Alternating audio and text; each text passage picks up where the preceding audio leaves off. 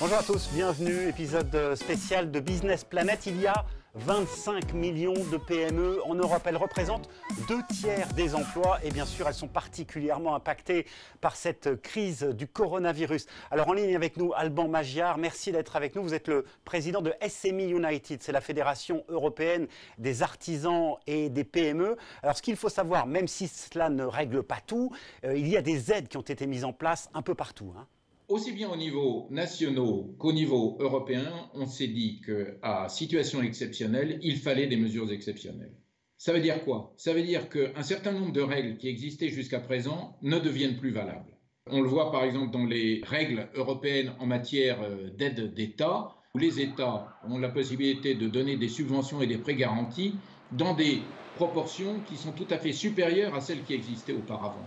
C'est-à-dire que les vannes se sont ouvertes et un certain nombre d'outils vont être utilisés pour aider les gouvernements, les entreprises et les emplois qu'elles garantissent jusqu'à présent. Alors quels sont les outils européens que les entrepreneurs peuvent mobiliser justement? Les entrepreneurs, les chefs d'entreprise ou des artisans vont pouvoir se diriger vers leurs instituts financiers, vers leurs banques et leur demander, en répondant à certains critères, l'octroi de fonds, de prêts, de garanties, qui sont en réalité des prêts européens, des fonds européens. Alors autre point à souligner, il faut absolument évidemment que les marchandises puissent continuer de circuler à l'intérieur de l'Europe. Exactement, mais c'était le principe même du marché unique. Le marché unique se faisait sans frontières. Tout circulait librement.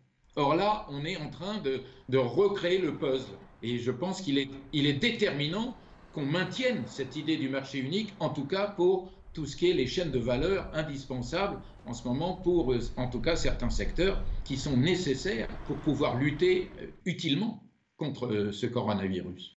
Autre effet de cette crise, beaucoup de petits entrepreneurs ont beaucoup de mal en ce moment à se faire régler leurs factures. Le talon d'Achille des artisans et des PME, c'est la trésorerie.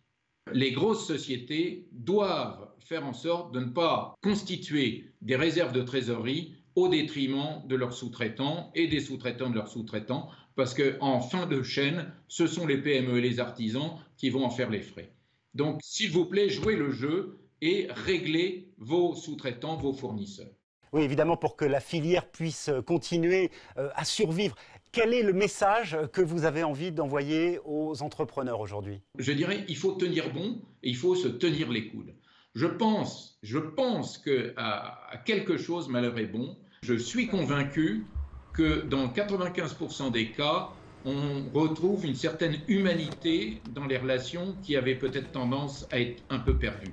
Et j'espère qu'après coup, ce souci d'humanité perdurera. Mais il n'empêche, il faut qu'on tienne. Et c'est pour ça qu'une fois de plus, j'insiste, il faut que les gros faiseurs, les gros décideurs honorent les engagements qu'ils ont envers les plus petits. Merci beaucoup Alban Magyar, président de SME United. Plus d'infos sur la page web de Business Planet. Bon courage à tous et à très bientôt.